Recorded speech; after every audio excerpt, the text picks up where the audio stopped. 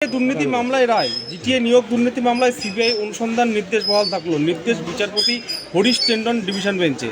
এখন যতই চেষ্টা করুক না কেন যে সিবিআই তদন্ত আটকানোর জন্য, সিবিআই তদন্ত আটকাবে না।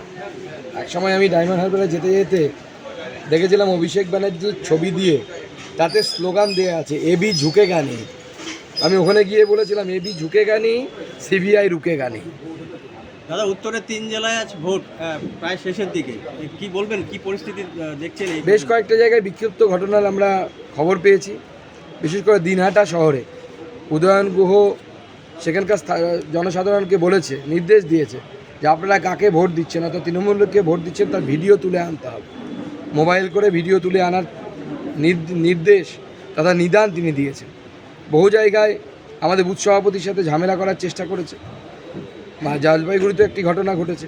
এরকম বিক্ষিপ্ত বেশ কয়েকটি ঘটনার খবর আমরা পেয়েছি। পঞ্চায়েত ভোটের অশান্তির ছাড়া প্রথম দফায় পাওয়া গেল না। ছোট ঘটনা ছাড়া ভোট শান্তিতেই হচ্ছে। বাহিনী ও কমিশন কি তাহলে জিতে গেল? প্রথম দফায় ভালো ইঙ্গিত কি দিচ্ছে? দেখুন, পঞ্চায়েতের মতো ভোট করতে পারবে না। আমি আবার বলছি, পঞ্চায়েতের মতো ভোট করবে এই আশায় যদি থাকে, তাহলে কেন্দ্রীয় বাহিনী রেডি হয়ে আছে, লাঠিতে তেল লাগিয়ে খেলা হবে।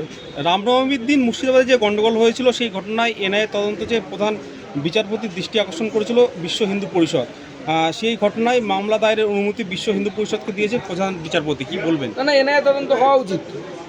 এটা কি বেয়েছে নাকি যে প্রত্যেক বছর রামনবমীর মিছিল হবে আর বিভিন্ন জায়গায় ঢিল পাটকেল ছোড়া হবে?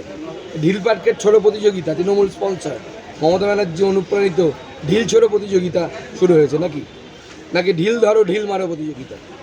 এইসব চলবে না। যারা মেরেছে ঢিল, যেমন এর আগেও এনআইএ তদন্ত হয়েছে, সে ডালখোলার ক্ষেত্রে হোক বা শ্রীরামপুরের হোক, এদের প্রত্যেককে ধরে উল্টে টাঙিয়ে সোজা মারানো হবে। পরিষ্কার কথা বলে দিচ্ছি। সেন্ট্রাল ইলেকশন হচ্ছে, সেন্ট্রাল ফোর্স দিয়েই ভোট হচ্ছে, রাজ্য পুলিশ একেবারেই বাদ দিয়ে দিয়েছে। যার বিয়ে সেই পুরোহিত, বলছেন মমতা বন্দ্যোপাধ্যায়। মমতা বন্দ্যোপাধ্যায়ের কথা মতো কি তাহলে রাজ্য পুলিশ দিয়ে ভোট করানো হবে নাকি ভোটের নামে প্রহসন হবে? মমতা বন্দ্যোপাধ্যায় ওখান থেকে ফোন করে বলবে এই ছাপ্পা মার, আর সবাই ছাপ্পা মারতে শুরু করে যাবে।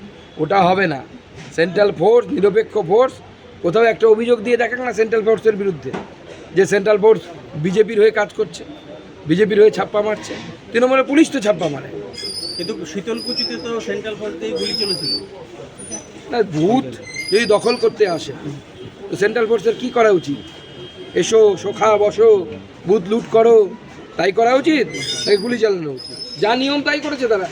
আজকে জঙ্গিপুরে মমতা বন্দ্যোপাধ্যায় যে সভা ছিল, সেখানে তিনি বলছেন কেন অস্ত্র নিয়ে মিছিল করবেন আপনারা? কে অধিকার দিয়েছে অস্ত্র নিয়ে মিছিল করার? কেন কে অধিকার দিয়েছে মসজিদে বোমা মারার? সংখ্যালঘু দেখলে তার বাড়িতে এনআইএ ঢুকিয়ে দেওয়া হবে? এই রামনবমীর মিছিল থেকে কোনো আক্রমণ করা হয়নি, এমনকি মুসলিম পক্ষ সেই অভিযোগ করেনি। কিন্তু মমতা বন্দ্যোপাধ্যায় অভিযোগ সাজিয়ে দিচ্ছেন। ঠিক যেমন এনআইএর বিরুদ্ধে শ্লীলতাহানির অভিযোগ সাজিয়েছিলেন, ঠিক এইভাবে এই একই বোম মারার অভিযোগ সাজালেন। এরপরে দেখবেন ওখানে মুসলিম পক্ষ বলবে যে বোম মারা হয়েছে। এর আগে বোম মারার কথা আমরা কোনো মুসলিম পক্ষের কাছ থেকেও শুনিনি। মুখ্যমন্ত্রীর নির্দেশে, মুখ্যমন্ত্রীর উস্কানিতে, মুখ্যমন্ত্রীর প্ল্যানিংয়ে এই আক্রমণ করা হয়েছে। মুখ্যমন্ত্রীকে আমি খুব নিরীহ একটা প্রশ্ন করতে চাই, আপনি রামনবমীর অস্ত্র দেখতে পান, মহরমের অস্ত্র দেখতে পান না কেন? মহরমে অস্ত্র নিয়ে মিছিল হলে রামনবমীতে অস্ত্র নিয়ে মিছিল করতে আপত্তি কোথায়? মহরমের মিছিলে যদি অস্ত্র থাকলে কারো ক্ষতি না হয়, কারো কষ্ট না হয়, অসুবিধে না হয়, তাহলে হিন্দুদের মিছিলে অস্ত্র থাকলে সেখানে অন্য কারো কষ্ট হবে কেন? শিলিগুড়িতে আপনাদের বিধায়িকা শিখা চ্যাটার্জিকে পুলিশ ঢুকতে বাধা দেয়, দীর্ঘক্ষণ তাকে আটকে রাখে এবং ধস্তাধস্তি পর্যন্ত হয় নিজ এলাকা না হওয়ার জন্য। না, পুলিশ এরকম অনেক কিছুই করার চেষ্টা করবে, কিন্তু একজন বিধায়িকাকে তার এলাকায় যদি ঘুরতে না দেন, তাহলে কাকে ঘুরতে দেবেন? গুন্ডা মস্তানদেরকে ঘুরতে দেবেন?